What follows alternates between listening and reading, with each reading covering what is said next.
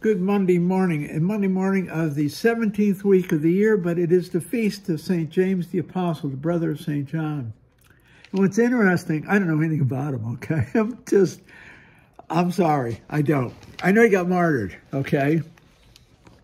I know he's John's brother.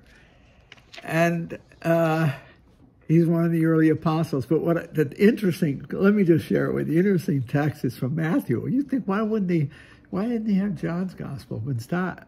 It's St. Matthew. It's an embarrassing gospel for these guys. I wonder how much rivalry there used to be in the early church. Oh, boy. Oh, come on. I bet. Listen to the story. The mother of the sons of Zebedee approached Jesus with her sons and did him homage, wishing to ask him for something. He said to her, "What do you want?" "What do you wish?" He's a nice guy.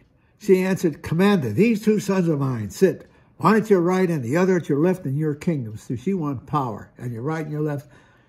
She's expecting the kingdom to be a kingdom of this world, and these two guys are going to be the number one and two guys behind it. 2 and 3 right behind number 1. Okay, power broker galore. Okay? Jesus said in reply, "You know what you're asking for? Can you drink the chalice I'm going to drink?" And the interesting answer, they said, "Yes, we can."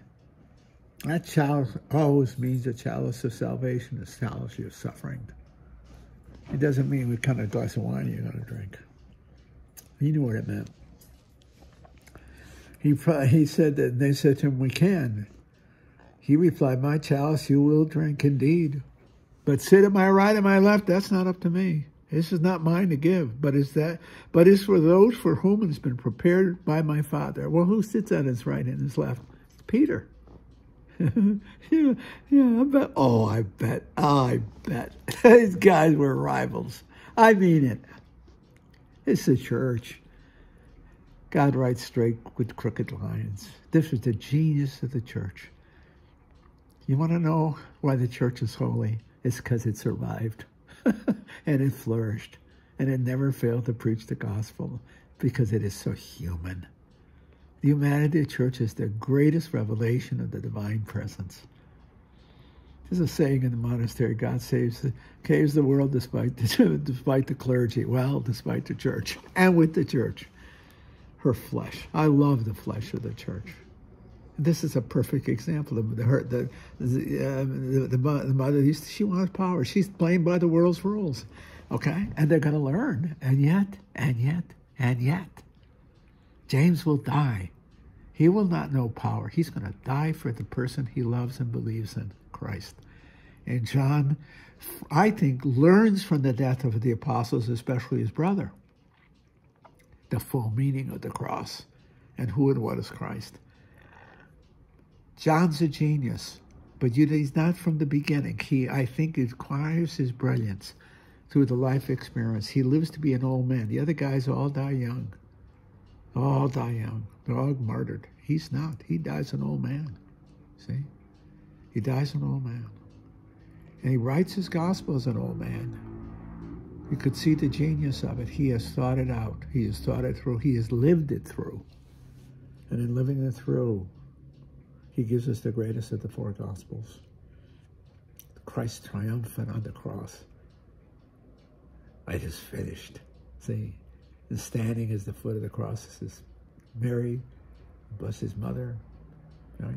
Mary Magdalene, Christ's mother, obviously. And John. John has stood before the crucified Christ all his adult life. It's the crucifixion that came from the martyrdom of his friends. That's the truth. You know, we learn wisdom through the things we suffer.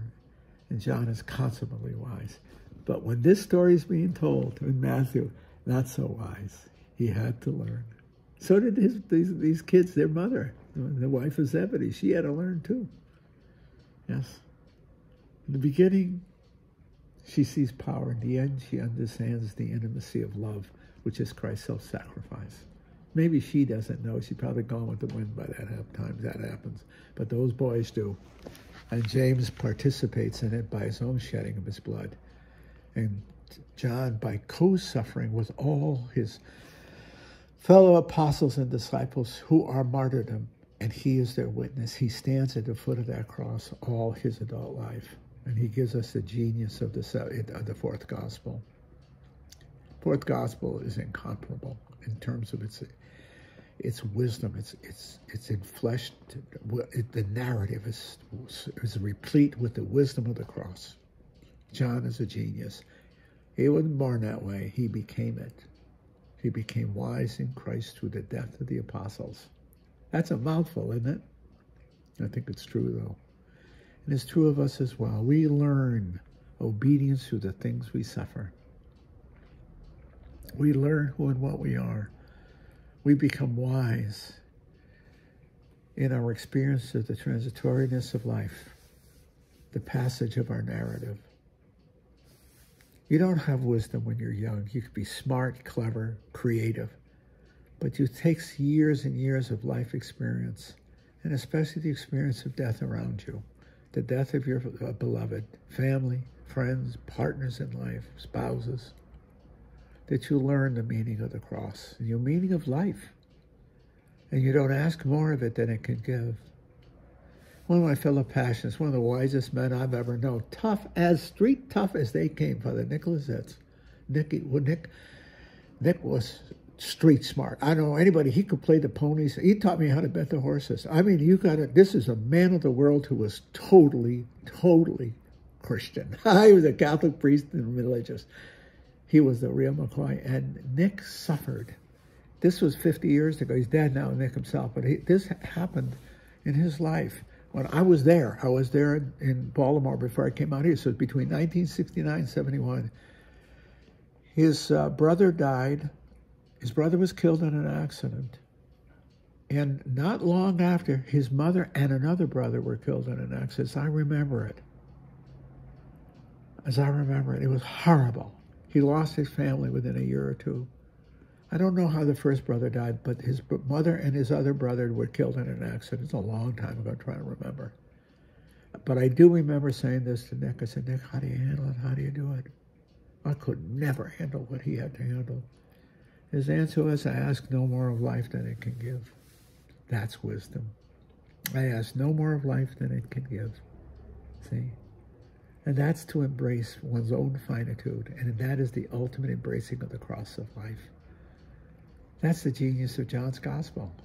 He stands before life as he stands before the cross on Good Friday. He sees the birth of the church flowing out of the blood of the blood of the side of Christ. Blood and water. See? Baptism and the Eucharist. The life of the church is born through the death of Christ. See? And our faith is born and nurtured by the vicissitudes and the moments of life as we live it. The wisdom of the cross is experienced, not taught in school. It's witnessed and experienced in how we live our lives. That's why there is a very deep wisdom in older people as they ponder their life and how they accept their lives. In some cases with horrible stories, and yet they believe and trust. There's a wisdom in it. It's a tangible wisdom. They have the wisdom of John. In St. Matthew's Gospel today, they're not wise, they're ambitious. John is not ambitious as he stands before the cross, and he witnesses to the birth of the church through the wounded side of Christ, as blood and water flows from its side. John knew who and what the church was. He stood in its midst, its martyrdom, as they share with St. Paul in the death and resurrection of Christ. He saw it, he experienced, he lived it. And he had the genius to articulate it for us.